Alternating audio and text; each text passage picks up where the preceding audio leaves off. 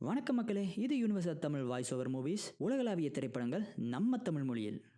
Hello guys, எல்லோரும் எப்படி இருக்கீங்க? இன்றைக்கி நான் உங்களுக்கு என்ன கொண்டு வந்திருக்கேன்னு பார்த்தீங்கன்னா, squid game season 1 and 2 mini recap. கொரியாவில் இருக்கிற ஒரு சில பணக்கார கும்பல் ஒன்றா சேர்ந்து ஃபினான்ஷியலாக ரொம்பவும் கஷ்டத்தில் இருக்கிற ஒரு 456 பேரை சூஸ் பண்ணி இந்த சின்ன பசங்க கேம்ஸில் கொடூரமான எலிமினேஷன் ப்ராசஸ் எல்லாம் வச்சு அதில் வின் பண்ணுறவங்களுக்கு 45.6 பில்லியன் ப்ரைஸ் மணியாக அனௌன்ஸ் பண்ணுறாங்க.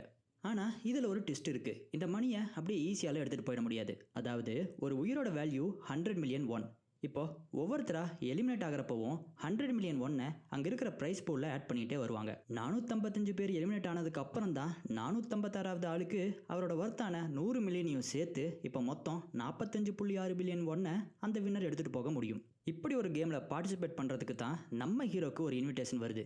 இந்த கேமில் பார்ட்டிசிபேட் பண்ண வந்த ஒவ்வொருத்தங்களுக்கும் அவங்களோட வாழ்க்கையில் ஒரு சோகமான பேக் ஸ்டோரி இருக்கும்.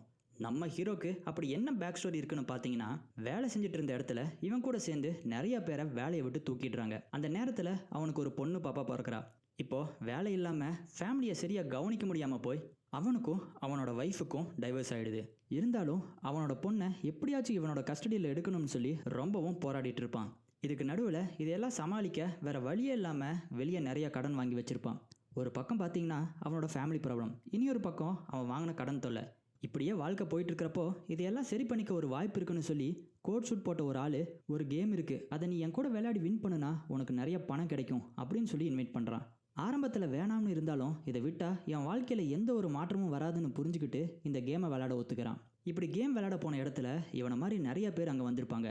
சீசன் 1 ஓயில் நாம்னு ஒரு வயசானவர் பிளேயர் நம்பர் 001 கேமில் பார்ட்டிசிபேட் பண்ணியிருப்பார்.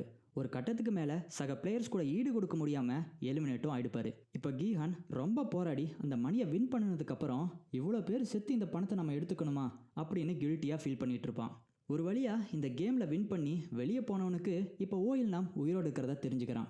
அவரை மீட் பண்ண போன ஹீரோக்கு சீசன் 1 வேறு லெவல் ட்விஸ்ட் கொடுத்துருப்பாங்க. என்னென்னு பார்த்தீங்கன்னா, ஓயில் நாம் தான் இந்த கேமோட கிரியேட்டர்னு சொல்லியிருப்பாங்க.